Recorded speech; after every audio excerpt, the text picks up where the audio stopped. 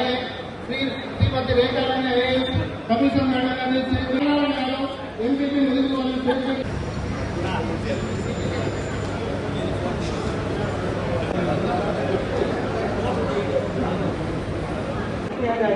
ఇద్దరి కాంబినేషన్ లో మనకి దీంట్లో మెయిన్ ఏంటంటే మనకి ఒక ఎండ్ ఉంటాం కంచిపురం పార్క్ లో అక్కడ 49%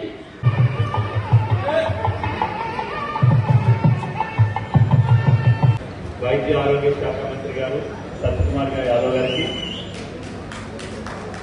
అండ్ మన జిల్లా చేనేత మరియు బీసీ సంక్షేమ శాఖ మంత్రి గారు కవితమ్మ గారికి ఇక్కడ విచ్చేసినటువంటి కమిషనర్ టెక్స్టైల్స్ అండ్ హ్యాండ్లూమ్స్ చాలా చాలా సంతోషంగా ఉంది.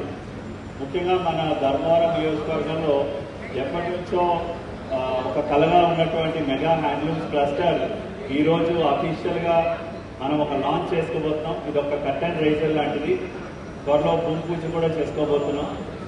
సో దానికి కృషి చేసినటువంటి ఇక్కడ నాయకులకి మరియు మన మంత్రి గారికి ప్రత్యేకమైనటువంటి ధన్యవాదాలు తెలియజేస్తూ, ధర్మవరం చీర అంటే అది కేవలం ఒక కొనుగోలు చేసేటువంటి ఒక వస్తువు కాదు. ఎందుకంటే చీర అంటే అదొక కళ. ఇప్పుడే చూపించారు మినిస్టర్ గారు కూడా నేత వస్త్రం మీద ఆ ఫోటోని. సో అదొక కళ, ఒక సంస్కృతి, మన యొక్క భారతదేశ వైభవం.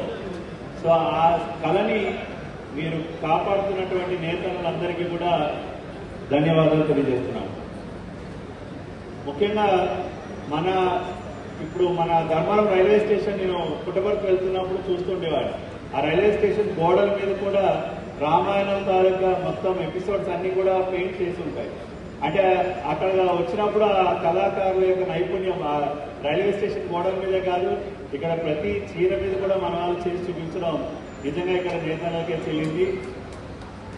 అంటే మన ఈ ఆర్ట్ ఫామ్ ఏదైతే ఉందో దీనికి ఇంకొంచెం స్ట్రక్చర్ ఇవ్వడానికి మెగా హ్యాండ్లూమ్ క్లస్టర్ చాలా తోడ్పడుతుంది. అంటే నేను ఆల్రెడీ ఇక్కడ కొన్ని మగ్గాలు వేసే ప్లేస్లు కూడా విజిట్ చేయడం జరిగింది.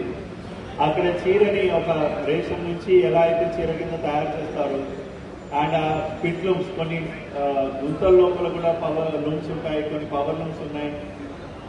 చాలా చాలా అడ్వాన్స్డ్గా కూడా ముందుకు వెళ్తున్నాం. అది కొంతమందికి తెలుస్తుంది, కొంతమందికి తెలియట్లేదు. డిజైనింగ్ స్టూడియో ఉంటుంది, ఒక గ్రూప్ షర్ట్స్ ఉంటాయి, ఆ షర్ట్స్ లో మగ్గాలు ఉంటాయి, తర్వాత ఒక డైయింగ్ హౌస్ ఉంటుంది, అండ్ జీరో లిక్విడ్ డిశ్చార్జ్ జెడ్ఎల్డీతో సదుపాయం ఉంటుంది. అండ్ అక్కడ ఒక పెద్ద ఎగ్జిబిషన్ సెంటర్ ఉంటుంది. అంటే చీరలు ఎన్ని రకాలుగా తయారవుతాయి, ఎలా తయారవుతుంది, ఆ దారం నుంచి చీర వరకు తయారయ్యే విధానం చూపిస్తాము. అండ్ చీరలు అమ్ముకోవడానికి కూడా అక్కడ ఒక పెద్ద షాపింగ్ ఎగ్జిబిషన్ కూడా ఉంటుంది.